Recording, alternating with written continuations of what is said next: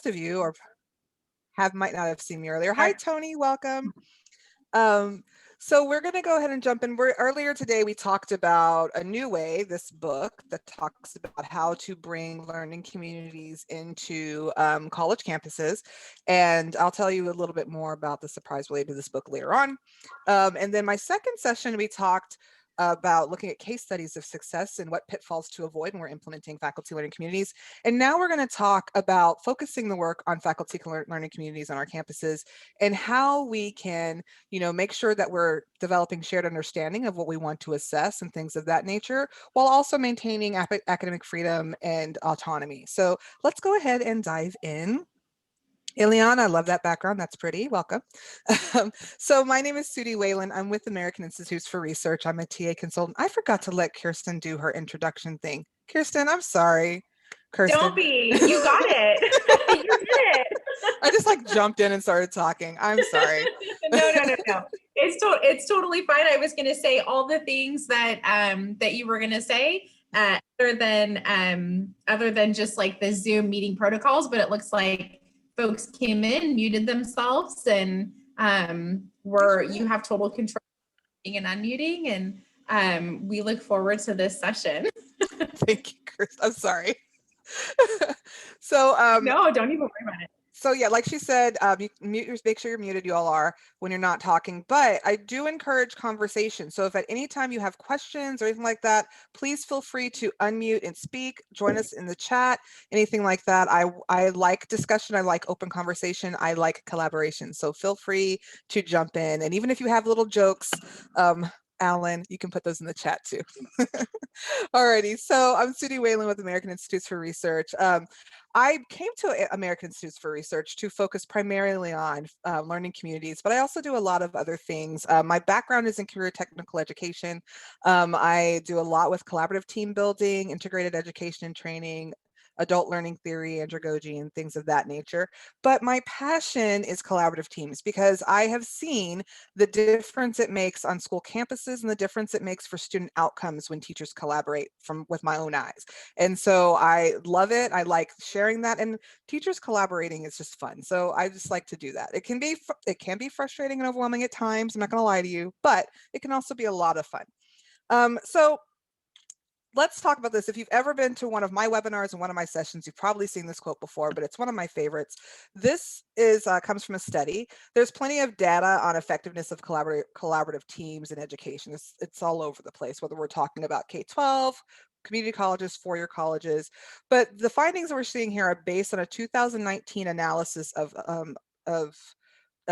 a bunch of German programs. They started the analysis in 2012, released the results in 2019. You know how data goes. You collect it one year, we see it a few years later. 81 participating countries, including the US, submitted data, all of which contributed research and studies to the findings. The tests focused on student abilities to basically apply what is learned in the class in real world situations and environments, and included math, science, reading, collaborative problem solving, financial literacy, and so much more. What they found was that a positive effect on student achievement can be established only when teachers specifically collaborate to discuss or advise each other on student performance. That's not to say that there's no way that students can improve, but what they found, not I'm saying we, like I was part of it, I wasn't. What they found though was that consistently they saw major systemic change in overall growth and overall outcomes for all students consistently across the board when teachers were collaborating. So what that means is if I, Sudie, decide I want to influence change and make things better in my classroom, my students will do better, but your students won't change, right? But if we all come together and we collaborate, we decide we're going to make these changes and we're going to make all these adjustments so all of our students do better, all of our students do better, which causes the whole institution as a whole to do better. So that's just a little tidbit. I love that particular study, but there's a lot of studies, case studies, and things like that on faculty learning communities and community colleges, four-year universities. And then there's a ton of information on PLCs in K-12 because K-12 gets all the attention. But anyway, moving on. So our focus today is going to be a brief overview and what a faculty learning community is. If you're with me earlier today, this is going to feel like a recap. I'm sorry, I just don't like to leave people behind. Then we're going to talk about types of assessments and which assessments assessments faculty learning communities really focus on. And then we're going to talk about the reason we're here, lesson charrettes, how to conduct them, and where to go to find more resources about them. And I'm going to share some links and things like that with you that you can bookmark and save for future reference in case you want to go back to them. I love readily available resources when you don't have to recreate the wheel and something is already there for you. It is great, but that doesn't mean just because you pick it that everybody's going to agree. So it's always nice to have some collaboration in there. And I also have a surprise at the end of the session, and we'll get to that. Those of you who know what the surprise is, no talking, okay? I know who knows. All right, so our brief overview in faculty learning communities. So Yarrick and I talk a lot. We've been working together with SLO stuff for a few years. AIR has supported the SLO Symposium for a few years as well. And one of the things that he and I were talking about last year and again this year was just the difficulty with hitting that fourth pillar. When we talk about guided pathways, it's not hard to find data that tells us whether or not we're creating clear curricular pathways. It's not that hard to find data that tells us whether or not students are getting onto those pathways or whether or not they're staying on the path. We can see those persistence reports.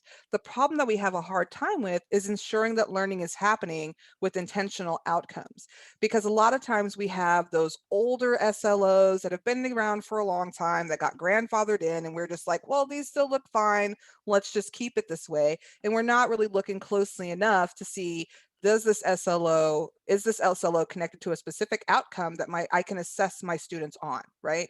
And so that's the thing. Like if we're setting an SLO, we need to be able to assess, are they hitting that SLO? Are they getting that point? Are they getting the points? And once they get it, can they apply what they've learned so that when they graduate, we are guaranteed that every student who went through this particular course knows exactly this specific content, skill, material, whatever it may be, right? So this is why David gave me I know what college you went to, David. So this is why we're all connecting and talking about SLOs and how we can be more consistent and how we can collaborate together to assure that if I'm teaching the same class Kyle is teaching, that both of our students are coming out and we're sure that they received an equitable education. We're sure both of those sets of students came out with the same quality of education and nobody was left behind, right? And I'm not trying to pick on Kyle. Kyle's awesome. I don't know if you can tell, just by the picture you can tell. Okay, so let's talk about what does the SLO, not the SLO, but what does the FLC do in terms of continuous improvement? So when we talk about faculty learning communities, we're not just talking about you get together and you meet once a month and you don't do a whole lot and you talk a little bit and you discuss your problems, you complain from here and there, and then you're done, right? That's not exactly what we do. Instead, what we do is implement a continuous improvement cycle, one in which we begin by collaboratively analyzing data. We specifically look for where are the gaps in our data and where are the areas of strength. And that's our second step. We identify the areas of strength once we've analyzed our data, and then we have our future focus. So once I'm looking at my data, I can see and I'm saying, okay, we can tell that students are doing really great in this area, but this area looks like it needs some work. And so that's going to be my specific area for future focus. Then I'm going to establish some goals. I'm going to establish a long-term goal, and I'm also going to establish short-term goals to help me meet that long-term goal. But I'm not doing that by myself. I'm doing it with my team, and I don't get to pick it by myself. I get to collaborate with my team, and my team and I agree. We don't want to make it such a situation in which one person is saying, this is the gap I identified, this is the goal, and this is what we're going to do, because then people feel voluntold to do things and they're not motivated and they don't buy in, right? Hi, Karen, I just saw you joined us. Next, we participate in collective inquiry, which is seeking out best practices, whether that's assessment, whether that's, how we're teaching and deciding on what we want to do, whether that is identifying curriculum, so many different things that we can talk about in the best practice category. Next, we establish tasks, activities, responsibilities, timelines, and resources needed. Now, we have to communicate with leadership, and of course, leadership will be communicating with us through this process, right? But we need to involve them at this step, because if we need resources, that means we need what? Money. And who controls the money? Probably not the faculty. So that's where we need to go back and say, this is what we identified as the gap. This is what our goal is and what we'd like to do. These are the resources we need. At which point leadership can say, yes, you can go ahead and move forward. The funding is available, or no, it is not. But it's really important for leadership to communicate this information there. Ileana said, totally agree. Herding faculty is like herding cats. Letting people self-define those goals is so critical. Yes, professional cat herders are what SLO SLO coordinators kind of are a little bit, right? Because we're trying to get everybody together to agree on what these are. And so, and I actually kind of challenge SLO coordinators to kind of think of yourself as professional cat herder slash faculty learning community facilitator. So like, so while you're doing that, you're also asking questions, you're bringing the group together, you're the one helping them to move along. When something gets stuck, then you're the one identifying those things and helping to move them along. Ultimately, we want to be able to turn the faculty learning community over to them and let them completely do everything with it. But to get it started, you may have to facilitate up front. Thank you, Ileana, for that for that point. We also then implement, process, carry out action research. This is basically an ongoing action research project where we're always looking at data, we're always looking at assessments, and then we're going back and implementing change. And then we look at how did that go? What were the results of that?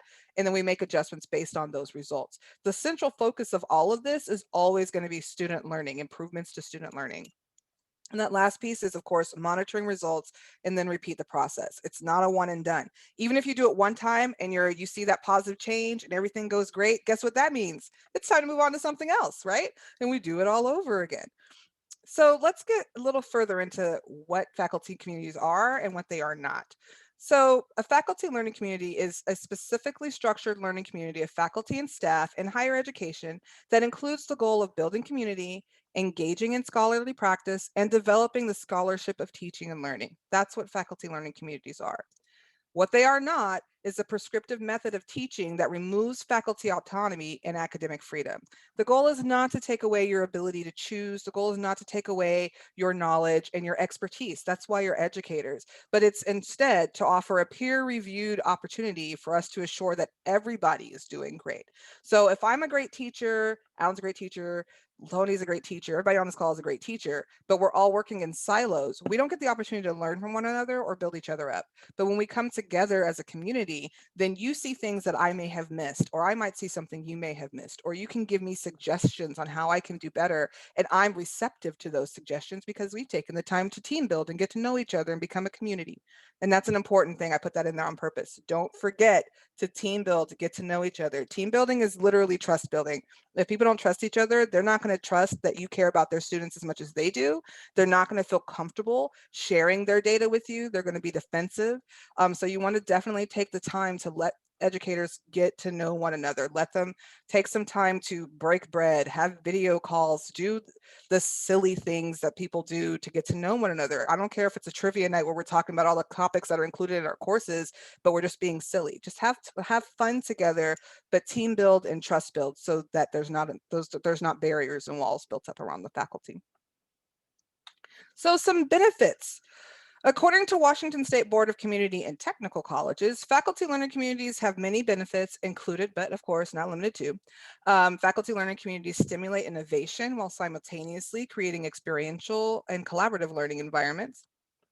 These learning communities also provide a flexible professional development structure that supports learning around any number of topics specific to instruction and assessment, including technology integration, cultural competence, and importantly, the scholarship of teaching and learning, which is necessary to keep faculty up to date with the ever evolving and always changing field of higher education.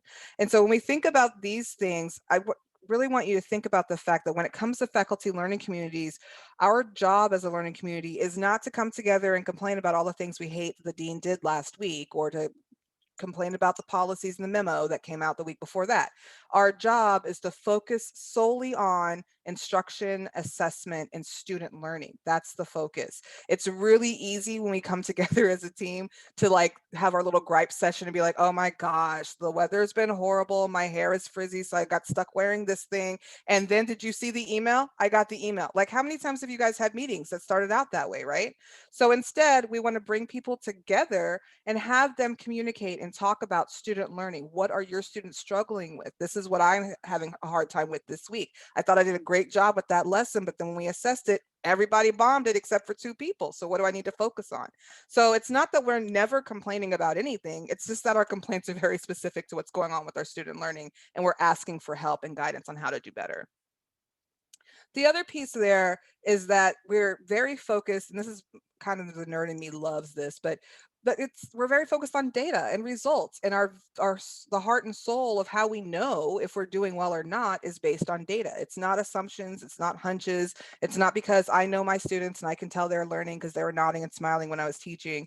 No, it's a matter of I looked at the data and the data tells me that we have a gap here, or the data tells me they really got that information, we're doing really good. So, you know, even if we're doing really great things, we still want to look for where can we improve. Ileana said she's hearing we should have focused complaints. Yeah, sure, okay. so yeah, I mean, so there's going to be times when you're going to be concerned, where you're going to say, I'm struggling with this, and that is okay. The goal is to have a team which has built up trust in each other, that we can come together and talk about what we're struggling with and we can do better. So yeah, if we want to call that focused complaints, let's call that focused complaints. So when it comes to faculty learning communities and what they collaborate on, there are 4 essential questions that they focus on.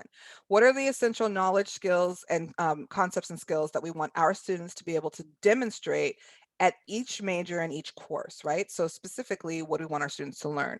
How will we know if students are learning? How do we know that they've learned it, right? How will we provide additional time and support to students who experience difficulty? What do we do if they don't learn it, right? And lastly, how can we extend learning of students who demonstrate proficiency, right? What do we do when they already know it? Those are the focuses. And our SLOs should help us with meeting those things. Our SLOs should answer question number 1. What do I want my students to learn, right?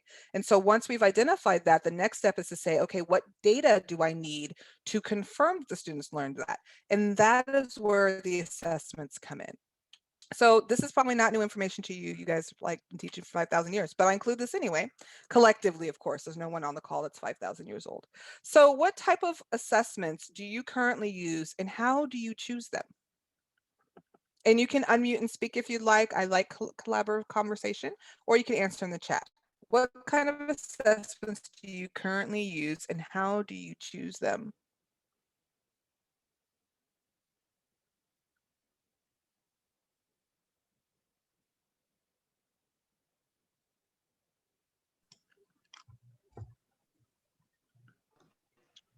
I see you unmuted, Carol. Go ahead. Yes, so Sudie, in the organizations that I've worked with, of course, we have summative, assessments at the end of the year based on grants or whatever is required, by the state, California Department of Ed. But we also encourage and expect our teachers to do formative assessments so that they can evaluate student learning on a day-by-day basis.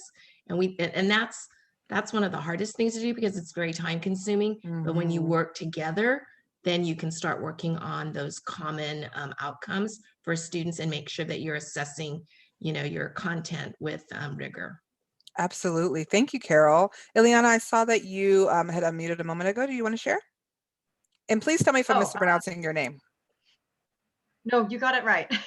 So, yeah, so I teach English. So a lot of essays, and then there's a required midterm and final timed essay exam, which I don't agree with, but whatever. I mean, it's part of the SLOs, right? But something that I've been really working on is really project-based assessments. So rather than just the classic essay, really having multiple steps, multiple phases, and reimagining what that essay looks like, and incorporating more practical sort of technological multimedia skills into that. For example, writing a script, me evaluating the writing for that script rhetorically, and then seeing them turn that into a video, for instance, or like a presentation, this one. So there's sort of that overlap. Thank you for sharing. I love that. And that's actually real world practice, right? Like I've produced video series for a links project. And part of that is you have to script, you have to evaluate the script, you have to edit the script, you have to get approval of said script before you can even do anything else, right? And so that's a really practical way of doing that. And I also like that we're thinking of things besides just paper and pencil essays and things like that, but we're also thinking about problem and project-based learning. That's very cool. I'm going to go into the chat and look at what we have in here. Janie said for academic transfer classes, papers and exams mostly, for a CTE class, performance-based exams to test for competency recognized by the profession. I'm thinking of swapping out my traditional final exam for a take-home, asking students to find one discussion post they write in the class to map to each SLO, and then reflect on what more they know about the SLO now, or add to what they wrote before. That's beautiful. I like that. Thank you so much for sharing, Janie. So yeah, when we think about our assessments, we often have, you know, some various types of summative and formative assessments, right? We have our assessments focus on the choice of the, sorry, let me start the slide over because I just completely lost my train of thought. So when we're talking about faculty learning communities, our assessments are the primary focus there. We look for the data, but where do we get that data? Assessments, right? And so if we don't have good data, then that means we're not assessing well enough to identify if they're hitting that outcome, right? And so the assessment data and those assessments are one of the main focuses here. And so they can be summative or formative. So we're talking about the final exams, midterms, unit, lesson, and chapter tests, right? But then also the formative assessments, which are the assessments for learning, right? Our classroom assignments and activities, homework assignments and activities. So our faculty learning community will look at both, but the bulk of your work will be based around those formative assessments, because we don't want to wait until the end of the class to evaluate our students' learning, right? If we're waiting until the very end to figure out if students are doing okay, then we've already missed the mark. I have a colleague, Karen Barroso, who likes to call it the physical versus the autopsy. When you're evaluating your formative assessments, that's your physical, that's your checkup. You can see what else needs to be done. Do we need some Medicaid? Do we need a Band-Aid on something, right? What do I need to go back and revisit? What do I need to differentiate? But by the time you get to the summative assessment, this is already come and gone. We're at the autopsy phase. I could tell you what went wrong before based on the assessment data, but there's nothing I can do about it at this point, right? And so I know that's kind of morbid, but that's always stuck with me because it's an easy way to remember it. But yeah, so with our faculty learning communities, of course, we're going to look at that summative assessment data and planning for next year, like how do they do at the end of this year? But we're also during the year going to be looking at our formative assessment data to figure out where are we missing things. And so if you're in my earlier session, we talked about the book A New Way. And one of the things that they say in this book is that our goal, our overarching goal, should be for the next graduating class to do better than the previous graduating class. Because if we're improving, then our students are also improving, if that makes sense.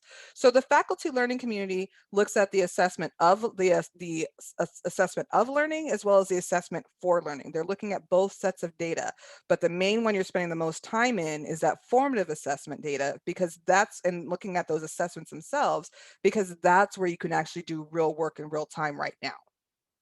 Questions about that? No? Okay. So let's talk about a method in which that we use to look at assessments. So this is when we talk about the work of a faculty learning community, it's really around evaluating what we're doing, right? And that means that we have to be willing to share what it is that we're doing, sharing our lessons, sharing our assessments, bringing that information to the table, asking for peer review and feedback, asking for this information. That requires a certain level of vulnerability that requires a certain level of trust, right? And so that's why I keep saying you have to have that team building and trust building. So before we jump into what the assessment charrette is, I do want to show you something really quick. If you can't come to consensus on how to assess, or maybe you're looking for assessment ideas and you're like, this assessment just didn't work and I don't know what to do, don't worry, there's a website for that. Let me find my link and I'll share it with you and then I'll show it to you. So there's an assessment library by NOLOA, which is really cool. It's an awesome little tool. Where did my chat box just go? Did I stop sharing? I did. Sorry, guys. I looked for the chat and I accidentally stopped sharing. Okay, so there's the, I don't want to only send that to one person. So this is the link I'm about to show you. Let me pull my window over here. Can everybody see my browser window? Sounds so cliche saying that now. Can you see my screen? Okay. So this is the NOLOA assessment library. That's the link I just put in there. You can come in here and you can look by discipline level. You can look by, and even if it's STEM related, things of that nature, and online courses, there's a lot of different disciplines you can look at. You can sort by degree level, or you can look at different types of proficiencies, right? So to look at ethical reasoning. And then there's different types of assessments that are all included. These are all various assessments for various types of things. It's one of the kind of those things you want to look through, dig in, play with, and figure out which one of these you need. Now, you may not need to use this if you already have an assessment that you and your team agrees works really well. But if you look at it and you're like, I don't think this is working that well, what do you think? And they're like, I agree, I don't think it's that great. Then you might want to dig into the assessment library and see if you can find something else. But I would suggest asking your teammates if they have something before you decide to dig elsewhere. But yeah, it'll tell you citation, where it's from, what's the background, and what the activities are. And then you can download the entire assignment and a rubric, right? So this is just a really cool tool if you're looking for different types of assessments to do for various content that's in there. And then there's also mechanisms in which if you have things you want to share, you can ask to have your lessons and assessments added too. So I did want to share that with all of you because I think it's a really cool tool. Any questions about the assessment library? Karen? Yeah, this is Karen. I was curious how those were chosen. Was it in one of NILOA's type of summer institutes? You know what? By the time I got involved with all of this, it already existed. So I'm not Okay. sure how they decided to start doing this. But when I first came upon it, I think it was like 2 years ago or so, they didn't have as many assessments. So I think they were still in the process of, peer reviewing and looking at the ones that were submitted, but it's been slowly growing. But I'm not sure what was the root cause for them to start developing this or how that came to be, but I'm really appreciative that it exists though. But Yeah. good question. Yeah, me too. Thank you. Thanks. Other questions? Okay, so let's continue with our charrettes here. So when we talk about assessment collaboration, the assessment charrette is a really great collaborative approach that's faculty driven and it's peer reviewed, right? And so it's basically just an opportunity for you and your team to come together and literally present what you're planning to what the planned assessment is, and then your team to evaluate it. So it takes time to do this. It's not something that you can do it in a 1-hour meeting. It takes time, especially if you want to have multiple people on the team evaluating each other, which is something I suggest. One thing that I do not suggest is having one person be evaluated while everybody else just watches, and then that person just feels like they're the person that's on being judged by everyone else. If you have a larger team, then you can, cluster them up and have 3 or 4 people share theirs and so on and so forth. But if you're a smaller team, you want to you basically just don't want to put one person on the spot to feel like they're the only one who has to share their assessments and nobody else does. So it takes about half a day if you're doing it for a team. Speaking of faculty learning community teams, even if you have a large I was about to say that. Thank you. Even if you have a large population, say, for example, you have a department that has, say, 62 English teachers or whatever, right? You don't really want more than 10 people in one faculty learning community because everybody's voice can't be heard when you do that. And so you want to cluster them up. And so, for example, if you have 15 iterations of the same class and 15 different people teaching it, then I would split them up into 2 separate groups. But then I would also make sure those groups have a chance to come together to make sure there's alignment if they're all teaching the same thing, if that makes sense. But yeah, you definitely don't want the optimal number that they tell us is approximately 6. But I suggest not going over 10. Within 10, you can usually kind of work with and let everybody hear each other and give everybody a chance to speak and review their content, things like that. When you go higher than that, somebody gets left out, somebody isn't heard, and then you end up having difficulty and people not being motivated. Good question. Thank you. So it's usually going to take about half a day. You want to make sure you have space for discussions and breakup groups, and if the department is relatively large. So if you have a large department, then you want to split them up so that they're doing the charrette in small groups, right? You're welcome. And so when they're doing that in those small groups, it's not quite as nerve-wracking because I'm not having to present my lesson to the entire department, right? And I don't feel like I have to defend myself in that way. So yeah, definitely try to keep them to a smaller group. Make sure that group has space to do this assessment charrette. You want to make sure that you have the readiness, buy-in, and support to do this. So you don't want to just like invite the team to the meeting and say, hey guys, guess what we're doing today? We're doing assessment charrettes. Don't worry, I already pulled up your stuff. We're ready. You just have to show it. Nobody's going to respond well to that. Like nobody likes being put on the spot that way. So instead, you want to make sure you let them know this is coming up, ask them if they're willing to do it, talk about what it is, make sure they understand this is not to say no, yes or no to your lesson. It's to say, how can we improve? And that's the leading question for everybody who does this, is how can this lesson be improved?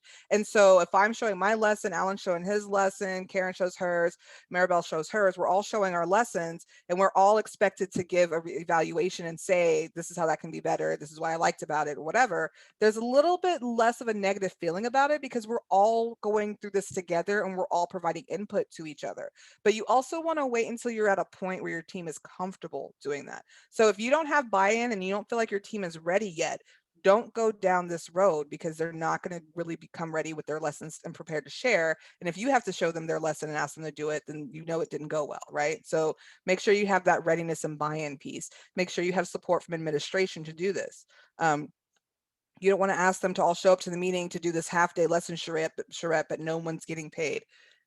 No worries, Rebecca, have a great one. So if no one's getting paid to be there, and the administrator doesn't even know what's going on, and you don't have access to the room that it's going to be happening in and all that great stuff, make sure you're communicating with leadership and that leadership is aware and that you have support, and let leadership know what specifically do you need. If you know you're going to be there for a half day, we need snacks, we need drinks, we need space, we need heater, air conditioning, whatever, but make sure you're vocalizing that and that everything's covered.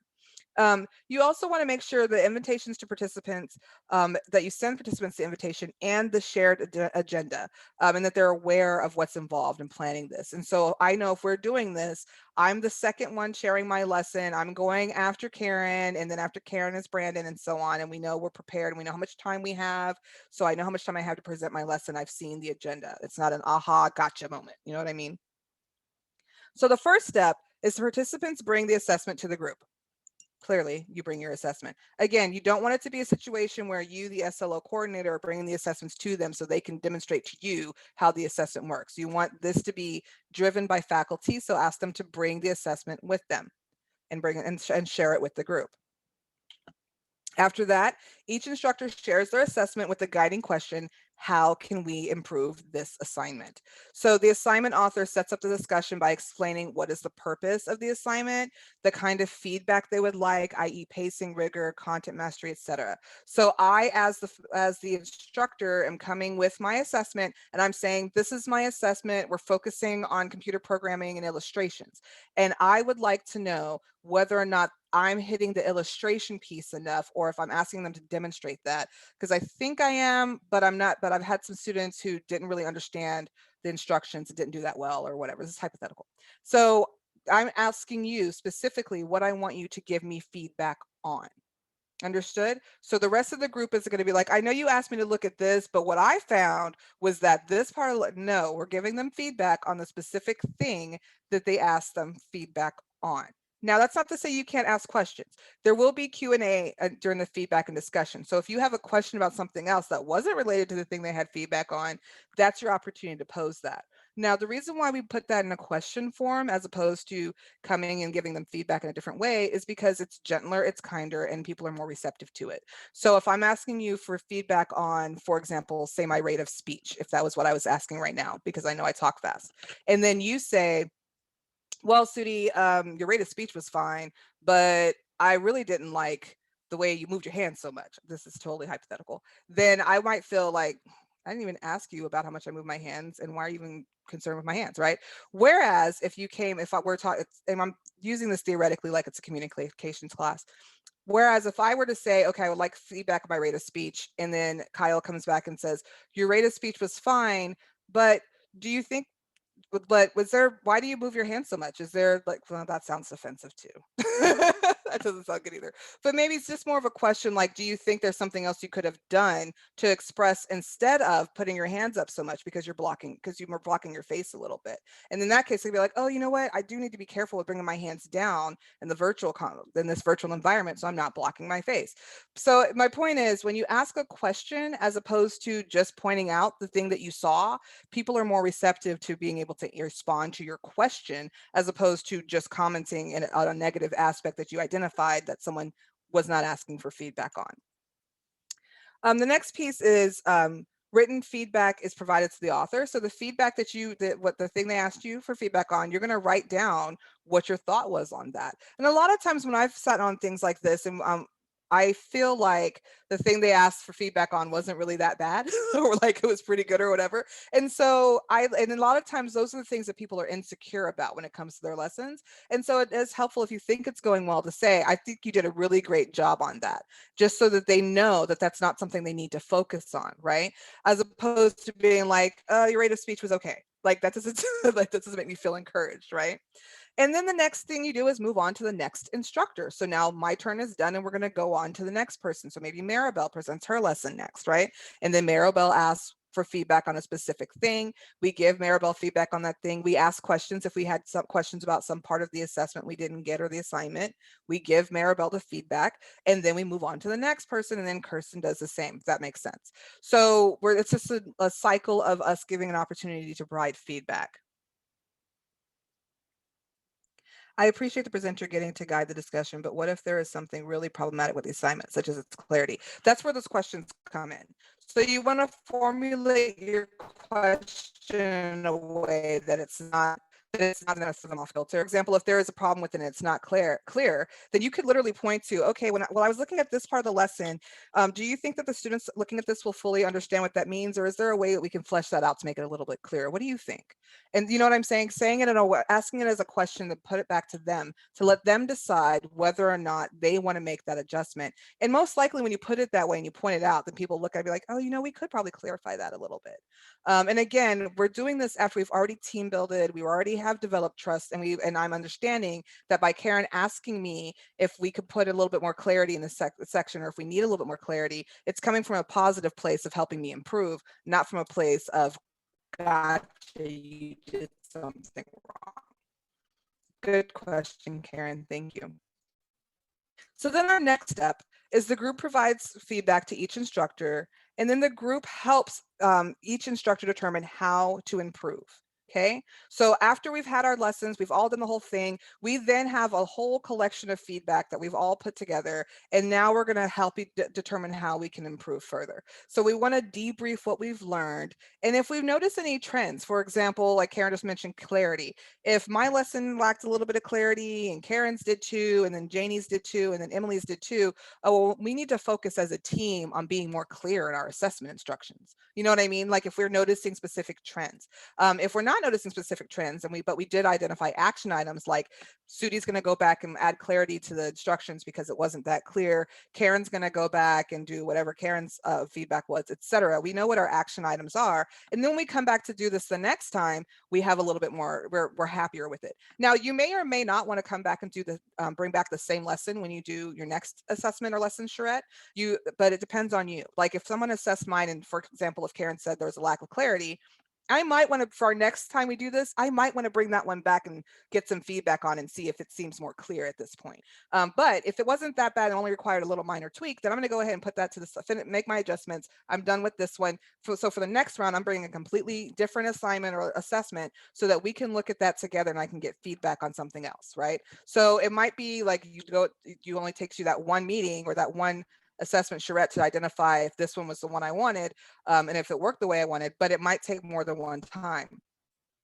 And part of the reason why you want to take that half day is because even if say if our team is a team of 4 or 5, it's not going to take us half a day to get through that if we're each taking our time to do this work. But what if I want to assess more than one lesson, right? So we can have multiple rounds of this if we want to go through more than just one lesson, right? But we don't want to have one person introducing a bunch of lessons at once. We want to go, one person does a lesson and go back and forth so everybody has equitable time to present and share.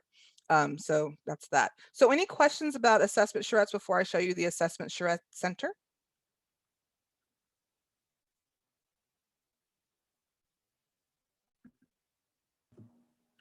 Sudi, I'm kind of curious Karen, about this. I was just thinking in terms of having cross-disciplinary conversations, is it best to have disciplinary specific charrettes, or should you try to do these interdisciplinary ones instead? And maybe they'd be focused on even saying, we're all looking at assessing critical thinking, bring your critical thinking assignments in. Can you tell I got excited about that question? That's a really good question. So you can do both. You can have job-alike teams where everybody teaches the same class and they're all looking at their assessments to say we're on the same page, we're all hitting the same outcomes.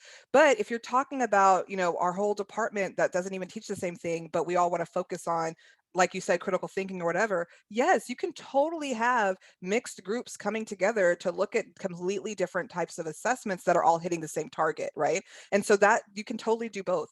Like I said, I come from CT, and where I was teaching, I was the only tech teacher. I had medical teacher, accounting teachers, woodworking, auto mechanic, a bunch of other teachers that I had to work with in my learning community, but we didn't teach the same thing. So we were often doing exactly what Karen is talking about, which was looking at how each of us can serve our individual students. And we started out looking at reading comprehension and critical thinking, because those were the areas that we thought our students struggled with the most. Then we went and pulled the data to see if we were right, and we were. And then we decided to start looking at what standards and outcomes do we need to look at to make sure we're hitting those things, and then identifying if our assessments were doing that too. So it's exactly, for us, we had to do what you're talking about, Karen, because nobody taught the same thing. It is easier to do when you're all teaching the same thing and you're not just looking at a concept, but it actually does push the ball a little bit further when you are extending this beyond just the teachers who are teaching the exact same content. So yeah, you can totally do both. Thank you, Karen. Great question. Other questions? Nothing in the chat. Okay, so let me go into our, oh yeah, I do have it. The other resource I wanted to share, you already showed you one of them. Let me grab the other, which is the Assessment Charrette Center, which is really cool. I like it a lot. Let me pull that up, and everybody can see my browser now, not the slides, right? Yep, okay. So this is where you can go to locate all the information about assessment charrettes. There's a whole toolkit and a packet. It's a lot of stuff you can learn about doing there. And it's really neat. And so when you go in here, there's the toolkit that shows you, how to do assignment charrettes in the time of COVID-19. There's the thing that tells you how to make the case for assignment charrettes. If you want to go back to your team and say, here's some data that tells us, and here's some research that says this is a good thing to have. Also resources for actually conducting the assessment charrette, and then also resources for student affairs assessment charrettes too, assignment charrettes, if you would like to do those. And then you can just download the zip file that has all of the handouts. So this is really great resources. Normally, I am like the one who prints out and brings big old thick packets to pass out to everybody. If you were at any of my sessions last year, then you saw that. But because we're online, well, I have to just share the links with you. So if you want to just follow the links that I put in the chat, you can bookmark this for later and have that available. But this is a really great great tool and a great resource. There's also examples from specific organizations and institutions if you want to see how other people did that. To me, it's always helpful to see how someone else did something before I do it myself, just to see, what were the pitfalls, what went wrong, what went well, and how can I learn from this, right? And so there's a lot of really great ones on here from great colleges. Palo Alto College is on here in case anybody from Palo Alto is here.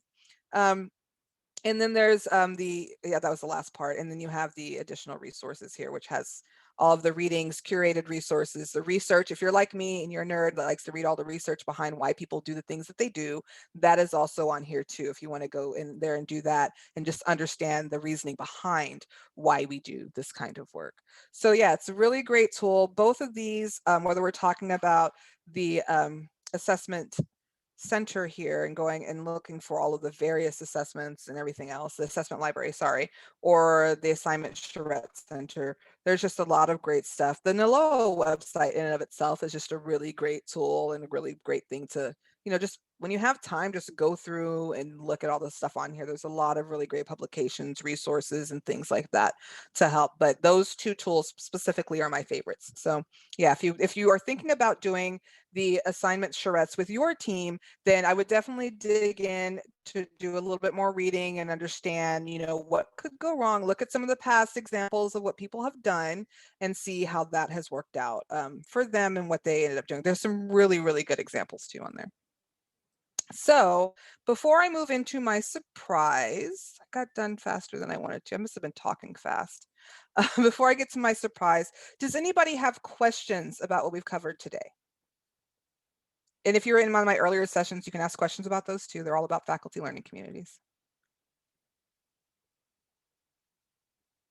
Karen, hey. Nope, okay. I just wanted to make a comment. Sure to complete the evaluation. Yeah, Sudie, I just want to make a comment. This was my third session with you today, and I just like the way that they all built on each other. So thank you very much. I got a lot out of all 3 sessions. So thank you.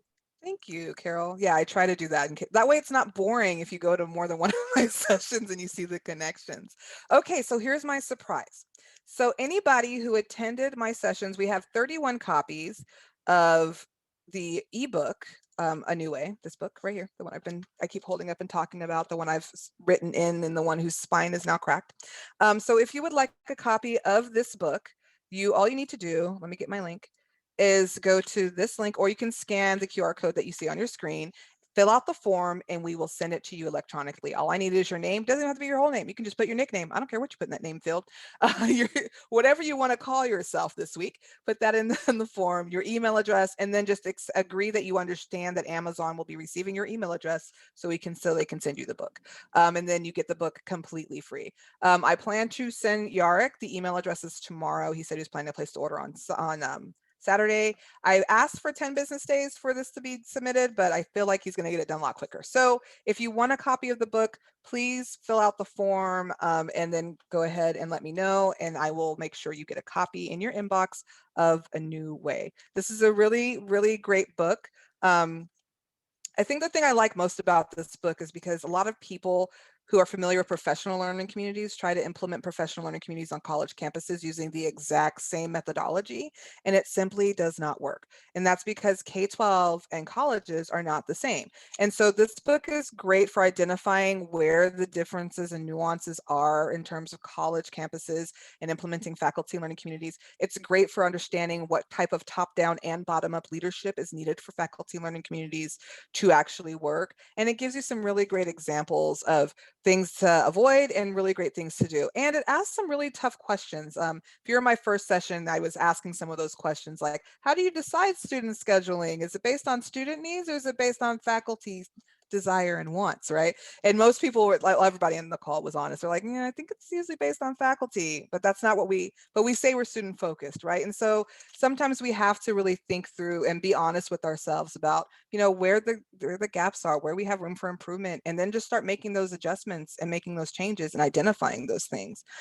So yeah, I'm finishing a little early apparently, but that's what happens when you have smaller groups, and I'm okay with it.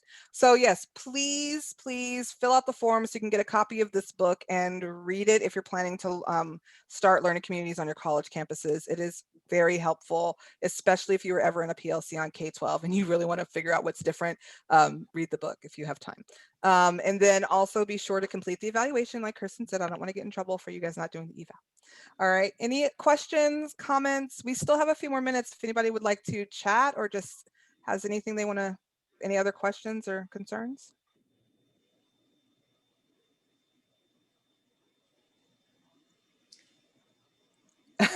You're welcome, Tony. Great job, Ileana. Where are the evaluations?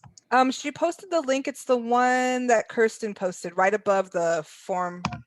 Oh, link. God. I'm gonna repost it right now. Okay. I didn't want to jump in, but I do want to make sure that I remind folks. I know we can stay and chat with Sudi, but we invite you to join us for the next steps panel at 2:45, and make sure you log in early. And then I'm going to put the link to the evaluation in the chat again. Okay. Thank you, Kirsten. And good to see you again too, Karen. I feel like we cross paths at least once a year, it seems. SLO Symposium. Every last time. year. Good to see you. Likewise. Any other questions, comments, concerns about implementing faculty learning communities that you want to talk about? We still have 12 minutes. This may be a little bit off topic, but I wanted to kind of pick your brain and anyone else who wants to weigh in. So one of the things I'm trying to work through is I'm trying to find a way to market this to faculty to get them to even sign up. We pay them, we offer them stipends, both part-timers and full-timers. And so I feel like the compensation is there, but for some reason I'm having a hard time figuring out exactly how should we, I'm wondering if there's a specific way to frame it or to connect it, or if there's an it phrase or something that could get this to be more appealing to faculty, because evidently the stipend is not enough. Yeah, well, It sounds like you chose the wrong incentive. No, like, of course, paying people is good, but that might not necessarily be the incentive that they're looking for. So you kind of have to figure out what drives them. What is their incentive? Does anybody on the call, Carol, I saw you unmuted. Did you have a suggestion? No. Sorry. So I have a when you're, comment. go ahead. This is Maribel, and I'm an adjunct at Fresno City College. And I think one of the things that really motivates us adjuncts is if you make it inviting, that it's a collaboration with not just full time, but also part time. This is a team, because sometimes a lot of the some of the times you show up to a workshop and then you don't have the credentials to enter certain pages. So there you go. I'm just sitting there. So, then I leave. So I think providing a space that is from the very get go, hey, this is a whole department, a whole section of us faculty. I think it's definitely something that most of us really look forward, because the first question is, are we invited? That's one of the things that many of my colleagues, my adjunct colleagues, we always say, are we invited? Are we allowed to participate, or should we wait for an invitation specifically to us? So yes, that would be my suggestion. Yeah, That's and really so I totally agree with Maribel on that. That's absolutely accurate. And then I also think that to add on to that is to bring them to the table, and not just, and I don't mean just like by inviting them, but make sure they know that they're being brought to the table. Like, I want to hear from you. We want feedback from you. We need you to influence change. We need you because you're the ones who are doing the primary teaching. We need to understand what's happening in your classrooms, and we need you in order for us to get that understanding. Because there's a difference in just inviting someone as opposed to making them feel valued. And when you make them feel valued and you make them feel wanted, that's completely different. So like, just paying me, that's great. I like getting the money. But when you pay me and you tell me that you care about my opinion, you want my insights, and that I'm a brilliant person, of course I'm going to show up for your meeting. But yeah, you definitely want to do that. And you also take a look at the steps of transformational change. You want to make sure there's the education. You want to make sure there's the resources. You want to make sure that there's planning. You want to make sure that, all the pieces are there in order for you to adequately move this along. And so, marketing it is one thing, but it's also a matter of not just marketing it as, hey, we're having this whole new meeting thing that's fun, but hey, we care about what you have to say. David had a question, and I'll get to Kyle next. David said, do you know of any models of faculty learning communities between different institutions, but perhaps focused on identical or similar disciplines? One of the things that we talked about earlier today, one of my case studies, was actually about faculty learning communities that was like health, biology, like all kinds of different things. But their focus was on technology, and no, theirs wasn't the technology integration. It was, anyway.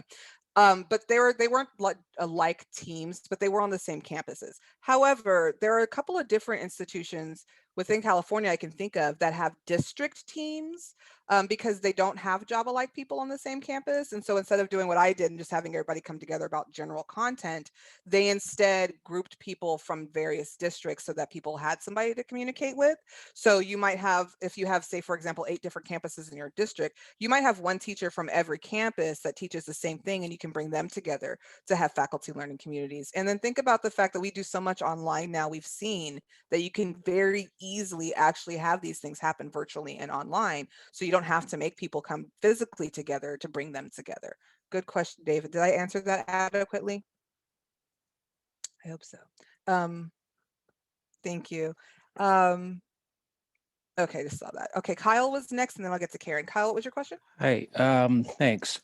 I was just wondering the role of students, their voice in the learning communities generally, or the Charrettes in particular, if there's a way we can loop them into it.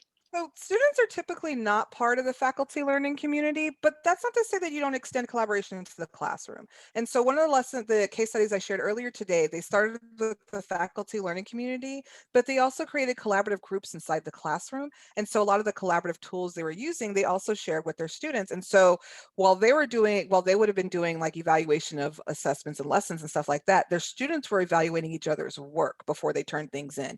And so they weren't necessarily feeding into what was was happening at the faculty learning community, but they were modeling that collaboration in the classroom. Now, if you do want to get student feedback, and it's not unheard of for faculty learning communities or professional learning communities for that matter, to have what they call small learning communities. Small learning communities are typically student learning communities in which they provide feedback to the faculty and staff.